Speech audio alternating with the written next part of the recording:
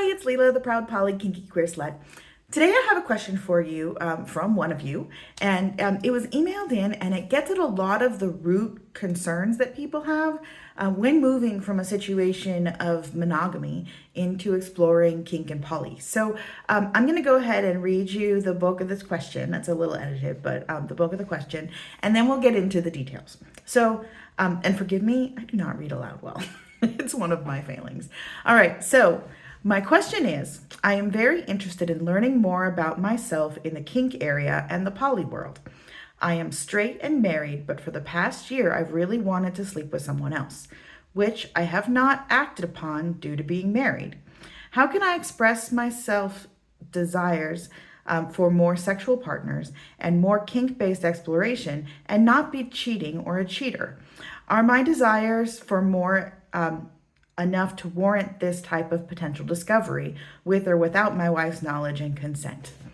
This is a really brave question because a lot of people think and feel this. A lot of people are going through this and feeling a lot of shame around it, feeling a ton of shame around their feelings and their desires and around those not fitting into the agreements that they made previously. I mean, a lot of us, myself included, got into marriage because it was the thing you did. You date, you meet somebody, you really like them, you date them, things are going well, you get engaged, you get married, you have kids, you build your life together.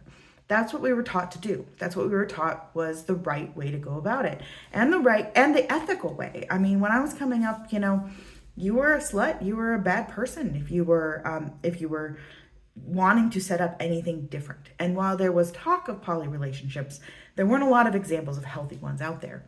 I will say that when it comes to cheating in marriage, it's really tricky. I have another video that I'll post on this as well, but it's challenging because we don't want to lie. And, the integrity of your relationship is something that clearly matters to this human and mattered to me a lot as well. The gold standard, the best thing that a person can do in this situation, if it's something that is viable in your situation, and I don't know that. I don't know your wife, I don't know your cultural circumstances or anything else. But if it is an option, myself, some of the other folks that I know have had the experience of talking to our partners about this, getting marriage counseling. It's a great idea.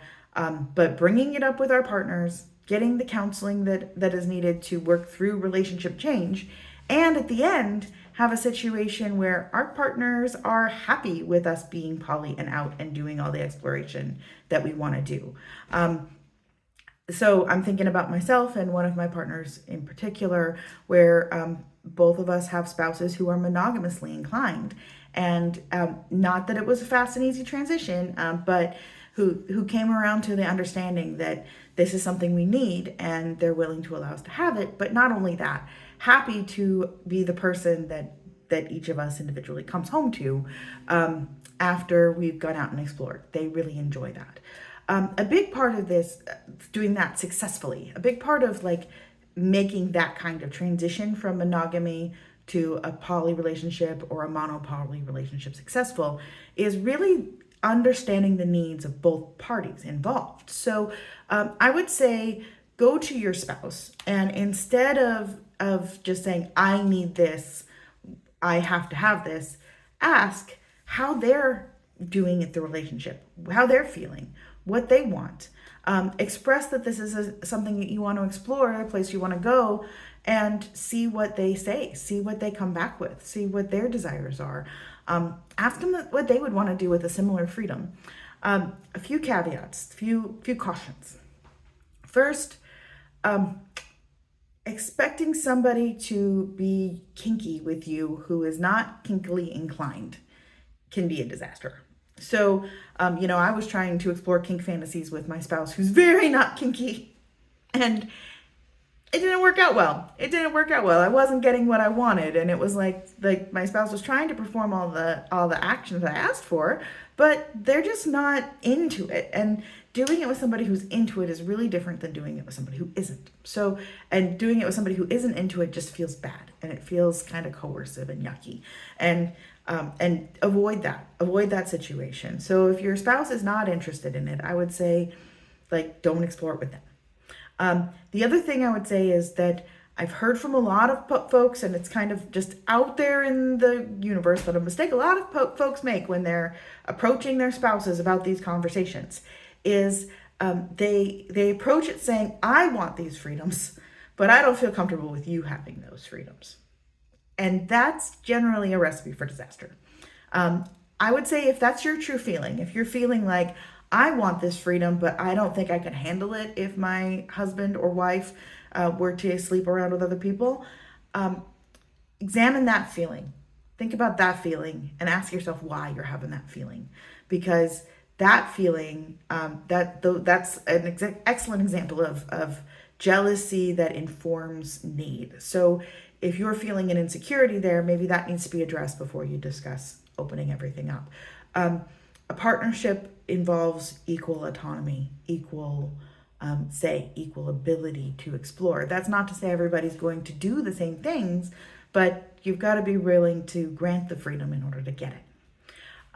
Highly recommend that if you're in a situation where you're married and approaching the ideas of talking to your spouse about going outside of what was previously agreed to as the bounds of that marriage, that you get a marriage counselor who knows about poly, who is experienced with queer culture and with polyamory. The reason I say queer culture, this questioner specifically says they're straight, but the thing about queer culture is queer culture's been dealing with polyamorous issues longer than the mainstream straight culture has in our society, in America right now, in the United States of America right now. And that is because queer couples and gay couples especially have set up their own dynamics. They have been kind of the pioneers in functional polyamory in a lot of ways. So if you find a therapist who, like, if you're having a hard time finding a couples counselor who is knowledgeable about polyamory, well, if you find a couples counselor who's knowledgeable about gay issues, gay, straight, queer issues, then they're likely to have a better insight into it than others. Some red flags to look for when you're talking to a therapist. If your therapist starts talking about protecting the relationship as its own identity, as something to be preserved for its own value, that's a bit of a flag. The relationship should serve the people in it. So the goal of a good marriage counselor should be to help the people in the relationship find the satisfaction that they want, whether that's in the relationship or not. So yeah, if you find a marriage counselor who is intent on protecting the marriage over the well-being of the people in it, that's the wrong person.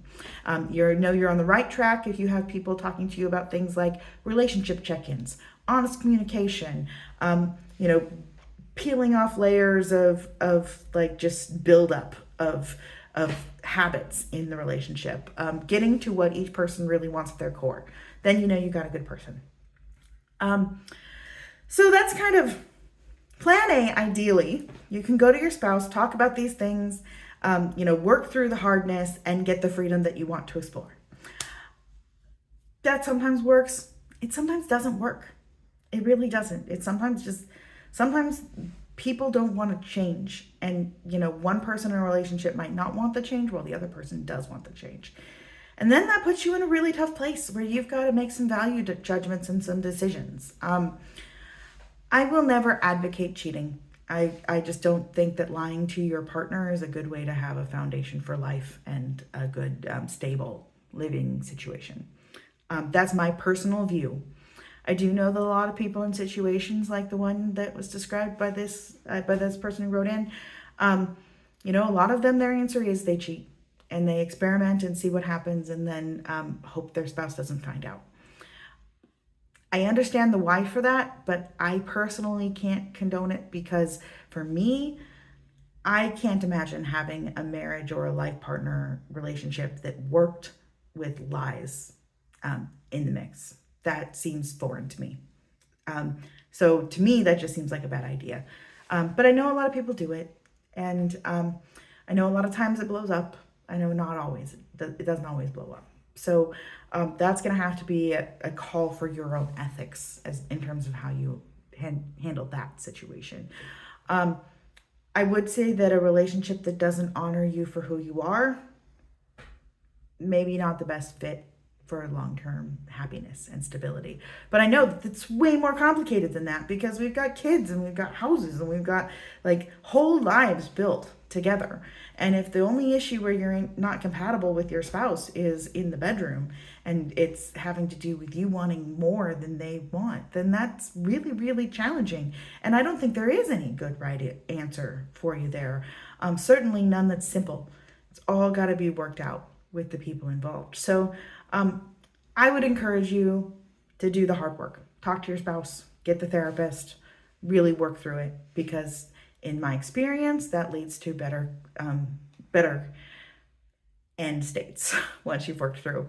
But it's all personal. So do whatever feels right to you and whatever makes the most sense for your situation. And know that you're not alone. Tons of people end up feeling this way. Tons and tons of people. So try to act with respect and integrity, but at the end of the day, be honest with yourself and true to yourself, because that's all we can really do.